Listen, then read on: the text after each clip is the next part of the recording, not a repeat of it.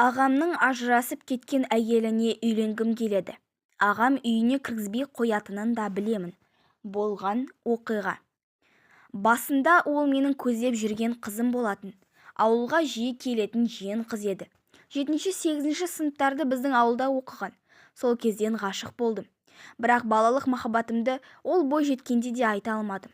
Сырттай оның қай жерде оқитынын, қай жақта тұратынын бәрін біліп жүрдім. Мереке кезінде 3-4 рет өзімді құпияда ұстап, сыйлық пен гүл беріп жіберген кездерім де болды. Оны күттім. Мені көргенде жылы қарауының өзіне сенімді едім. Оқуын бітіріп алсын, оның үстіне әскерден келген ағам үйленсін деп өз жолымның ашылғанын да күткенмін. Бірақ әскери борышын өтеп келе салысымен менің ғашығымды алып қашып келеді деп ойламадым. Өзі Құдай да сездіреді екен ғой. Содан бір апта бұрын ағаммен ренжісіп қалдық та мен Алматыға кеттім. Анам телефон соғып ағамның келін әкелетінін айтты. Құтты болсын деп жұмысқа тұрғанымды айтып, тойына бірақ баратын болдым. Кешке ауылдағы досым хабарласып, жеңгемнің кім екенін айтқанда жүрегім тоқтап қалғандай болды. Өзімнің ұнатып, ғашық болып жүрген Айсәулем екен. Ауылға қарай құстай ұшқым келсе де олардың тойына да бармадым. Тұңғыш ұлы болған соң әке-шешем дүркіретіп той жасады. Той болатын уақытта мені батыс өңірге іссапарға жібергендіктен жүрегімді ауыртатын ағамның қуанышына да қатыса алған жоқпын. Бір жағынан іссапарға аттанғаныма да қуанышты едім. Жеңгемді тек сол жылдың жаңа жыл мерекесінде ғана көріп таныстым. Онда да аяғы ауыр, бір көзі көгерген. Айсәуленің бақытсыз жүзін көргенде ағамның жағасынан ала кеткім келді. Бір апталық демалысымда ағамның ішіп келетінін, жеңгемнің таяқ жейтінін, анамның ол екеуінің қабағына қарап ұйықтай алмайтынын, әкемнің күнде таңертең ұлына ұрсатынына куә болып үлгердім. Отбасымызда өте бір жайсыз жағдайлар орын алып жатыр екен.